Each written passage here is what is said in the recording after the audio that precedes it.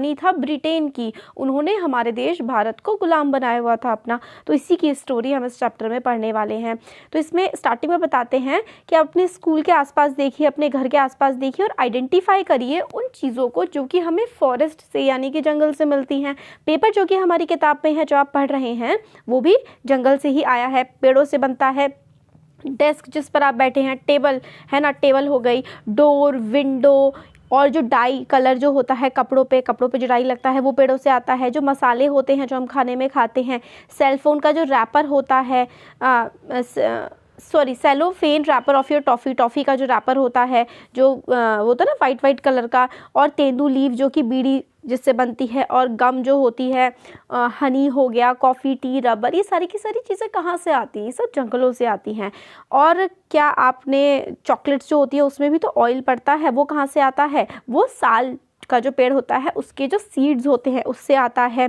The tannin use to convert skins and hides into leather. Tannin का इस्तेमाल किया जाता है जो होते हैं ना जानवरों की खाल को लेदर में कन्वर्ट करने में, या फिर हर्ब्स, बहुत सारे हर्ब्स का इस्तेमाल हम लोग करते हैं मेडिसिन्स में, है ना।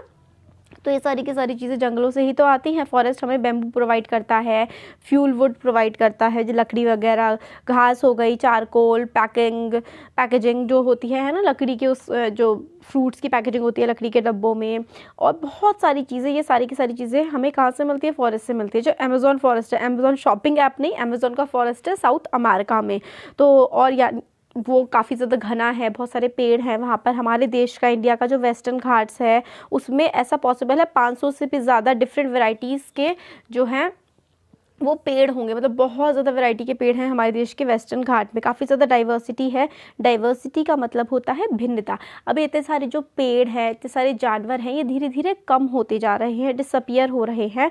और ये प्रोसेस हुआ था 1700 से स्टार्ट, और 1995 आते आते इंडस्ट्रियलाइजेशन का पीरियड जो था उसमें 13.9 मिलियन स्क्वायर किलोमीटर का जो फॉरेस्ट था ना, या फिर आप कहें 9.3% ऑफ वर्ल्ड के जो टोटल एरिया को वो क्लीन कर दिया गया। मतलब पूरी दुनिया का लगभग आप मान लीजिए 10% एरिया को साफ़ कर दिया गया, और उसमें इंडस्ट्रीज़ लगा दी गई जहाँ पर पहले जंगल हुआ करता था, जंगल था, या फिर वहाँ पे पेस्चर्स थे, वहाँ पे जानवर चढ़ने जाते थे। तो इंडस्ट्रियल यूजेस के लिए बहुत ज़्यादा जंगल को काटा गया है। साल फॉरेस्ट जो है छत्तीसगढ़ में होता है, इतना घना होता है कि ज़मीन पर सूरज की रोशनी तक नहीं पड़ती है। अब वाई डिफॉरेस्टेशन? डिफॉरेस्टेशन का मतलब होता है पेड़ों की कटाई करना। भी पेड़ों को काटने की ज़रूरत क्या पड़ती है? तो ये पेड़ों को काटना ही क्यों है? तो disappearance of forest is refer to as deforestation, मतलब पेड़ों का गायब हो जाना, पेड़ों का कटना क्या होता है? डिफॉरेस्टेशन होता है। डिफॉरेस्टेशन या जो पेड़ों का हम काटते हैं कोई नई दिक्कत नहीं है। ये प्रोसेस स्टार्ट हुआ था कई सदियों पहले, लगभग 500 साल पहले आप मान लो, जब कॉलोनियल रूल था हमारे देश में। उस समय पर बहुत ज़्यादा ही सिस्टमैटिक हो गया था, और बहुत ज़्यादा कल्टीवेशन, मतलब बहुत ज़्यादा फॉरेस्ट को काटा जाने लगा था जब अंग्रेज़ हमारे देश में आए, और इससे काफ़ी ज़्यादा दिक्कतें हुई हमारे देश में डिफॉरेस्टेशन की। Land to be improved. 1600 century में लगभग approximately 1/6 of India's land mass was under cultivation.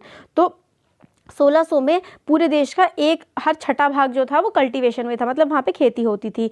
Not that figure has gone up about now that figure has gone up to about half. तो पहले सिर्फ 1/6%, ठीक है, आप समझ लीजिए 1/6 कितना होता है?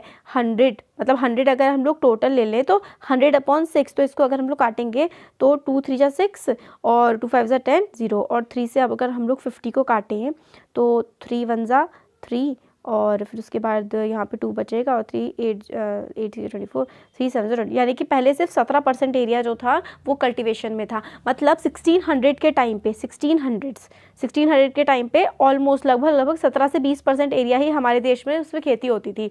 आज हमारे देश में 50% एरिया पर खेती की जाती है, कल्टीवेशन के अंडर है। कैसे हुआ है? वो फॉरेस्ट को क्लीन किया गया है, और मतलब जंगलों को काटा है और उस पर या तो खेती करी है, घर बने हैं, या फिर आपने भी देखा होगा जब से आप छोटे होंगे, आप तो खैर आपके टाइम पे तो बहुत डिफॉरेस्टेशन हो गया था। जब हम लोग छोटे थे ना तो हम देखते थे हर तरफ पेड़ ही पेड़, और अब आज हर जगह या तो घर हैं या तो इंडस्ट्रीज़ हैं, सड़कें हैं, सब मतलब पेड़ कटते जा रहे हैं। इन colonial period cultivation expanded rapidly for variety of reason. Colonial time में जो कल्टीवेशन है वो फैला बहुत सारे रीजंस की वजह से। पहला था कि ब्रिटिश डायरेक्टली एनकरेज्ड कि भाई प्रोडक्शन ऑफ कॉमर्शियल क्रॉप्स उगाने का काफ़ी ज़्यादा इंकरेजमेंट किया था, जैसे कि jute, sugar, wheat and cotton. अभी कॉमर्शियल क्रॉप्स क्या होती हैं? देखिए, जिन क्रॉप्स को बेच करके मुनाफा कमाया जा सके वो होती है कॉमर्शियल क्रॉप्स। जैसे कि जूट का कोई इंसान खेती कर रहा है जूट की, तो कितना जूट रखेगा अपने पास? कुछ भी नहीं रखेगा, थोड़ा बहुत अगर ज़रूरत होगी तो रख लेगा, बाकी सारा वो बेचने के लिए ही उगाया जाता है। तो कमर्शियल क्रॉप होती है जो को सिर्फ बेचने के लिए, प्रॉफिट कमाने के लिए उगाया जाता है। तो जूट, शुगर, व्हीट, कॉटन, इनको बहुत बड़े बड़े एरिया पर बेचने के लिए उगाते हैं, तो इसको कमर्शियल क्रॉप्स कहते हैं। इन क्रॉप्स की डिमांड जो है 19वीं सेंचुरी में यूरोप में बहुत ज़्यादा इंक्रीज हो गई थी, where food grains were needed to feed the growing urban population and raw materials were required for industrial uses. तो ब्रिटेन में इन सब चीज़ों की खपत बहुत ज़्यादा बढ़ गई थी, डिमांड बहुत ज़्यादा बढ़ गई थी, शुगर, जूट, व्हीट, कॉटन, क्योंकि वहाँ पे पॉपुलेशन बढ़ रही थी शहरों की। तो शहरों की पॉपुलेशन बढ़ती है तो कंजम्पशन बढ़ता है, और इंडस्ट्रीज़ के लिए रॉ मटेरियल की काफ़ी ज़्यादा ज़रूरत थी उस समय पर। तो इंडिया से वो सारा का सारा प्रोडक्शन किया जा रहा था उस समय पर भी, है ना, क्योंकि हम गुलाम बन चुके थे उनके। सेकंड, अर्ली 19वीं सेंचुरी में colonial state thought that forest were unproductive. तो देख रहे हैं आप लोग, 16वीं सेंचुरी के टाइम पे एक तो पॉपुलेशन बढ़ रही थी, तो जंगलों की कटाई हो रही थी, इंडस्ट्रीज लग रही थी। दूसरा, इन लोगों को लगता था कि भाई जंगल जो है वो अनप्रोडक्टिव है, जंगलों का कोई काम ही नहीं है। वो कहते थे वाइल्डरनेस मतलब बेकार है, इसको हम लोग को क्या करना चाहिए, जंगलों को काटना चाहिए, पेड़ों को, और इस पर खेती करनी चाहिए, और क्योंकि खेती से फिर पैसा कमाया जा सकता है ना, और उससे सरकार की इनकम बढ़ेगी। तो 1880 से लेकर के 1920 तक बहुत the cultivated area rose by 6.7 million hectare, मतलब जंगलों को काटा गया और उस पर खेती करना शुरू करा गया। तो इनको ये लगता था कि भाई जंगल अनप्रोडक्टिव हैं और उसकी जगह खेती होनी चाहिए। ये देखिए, when the valleys were full, जब वैलीज यानी कि घाटियाँ फुल हो गई। पेंटिंग बाय जॉन डॉसन, एक अमेरिकन पेंटर है। Native Americans like Lakota tribe who lived in great North American plains had diversified economy, they cultivated maize और forest for wild plants. तो मतलब ये दिखा रखा है कि वैली फुल हो गई हैं, अब सारे के सारे भीड़ लग चुकी है जानवरों की हर जगह। तो ये पेंटिंग दिखाई गई है।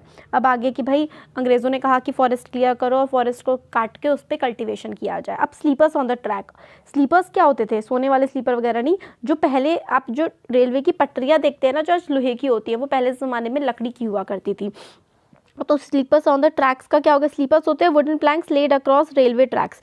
तो converting sal logs into sleepers in the सिंगबुंग फॉरेस्ट, छोटा नागपुर का जो सिंगबुंग फॉरेस्ट है उसमें जो साल के पेड़ थे ना, उनको स्लीपर्स में कन्वर्ट किया जाता था, और आदिवासी इसको हायर करते थे कि भाई तुम अपने जंगल काटो और हमें दो। और उस लकड़ी से, मतलब आदिवासी अपना घर बनाने के लिए लकड़ी नहीं काट सकते थे, मगर ये जो अंग्रेज़ हैं उनके घरों के लिए और उनके देश के, मतलब इंडिया में भी नहीं लगता था ये विदेश ब्रिटेन जाता था, हमारे देश की लकड़ी ब्रिटेन जाकर के वहाँ के रेलवे के स्लीपर्स में बिछाई जाती थी। बताइए, by the early 19th century oak forest in England were disappearing. तो 19th सेंचुरी आते आते जो ओक के फॉरेस्ट थे ना इंग्लैंड में, वो खत्म होते जा रहे थे।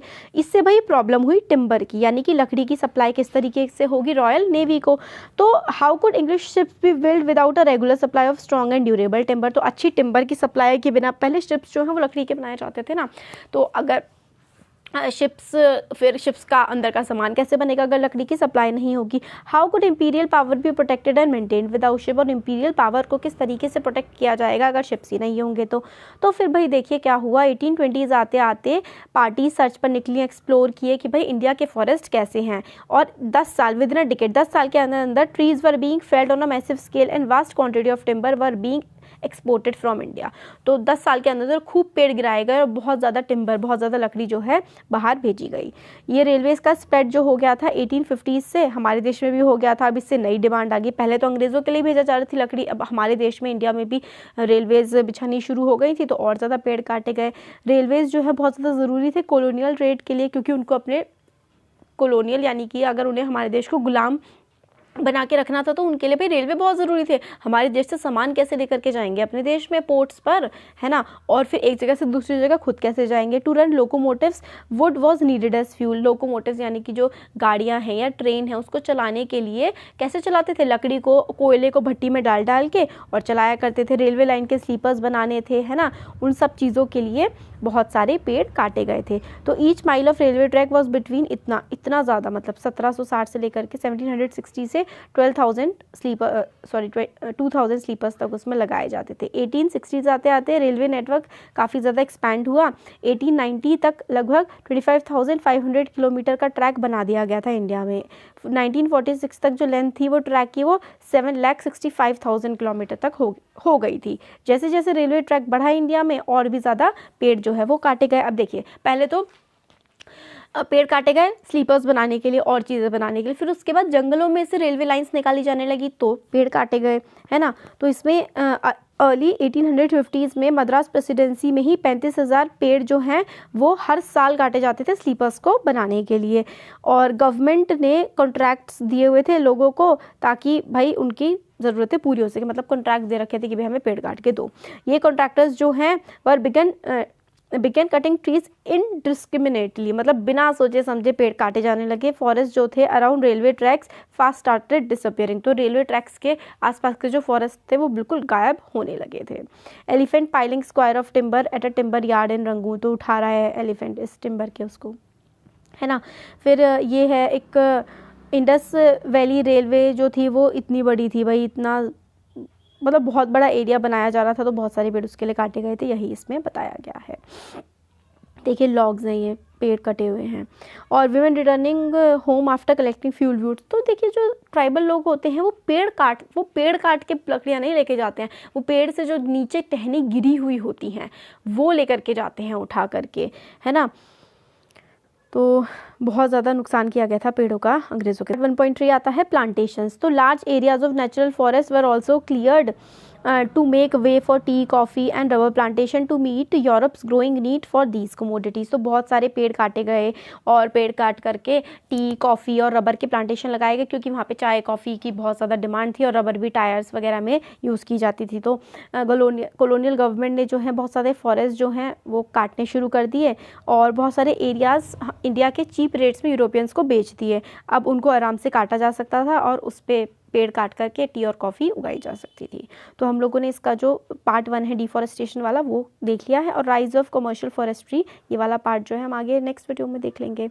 तो अगर अच्छा लगा है वीडियो तो ज़रूर इसको लाइक करिए और चैनल को सब्सक्राइब करिए, अपने फ्रेंड्स के साथ भी शेयर करिए। Thank you.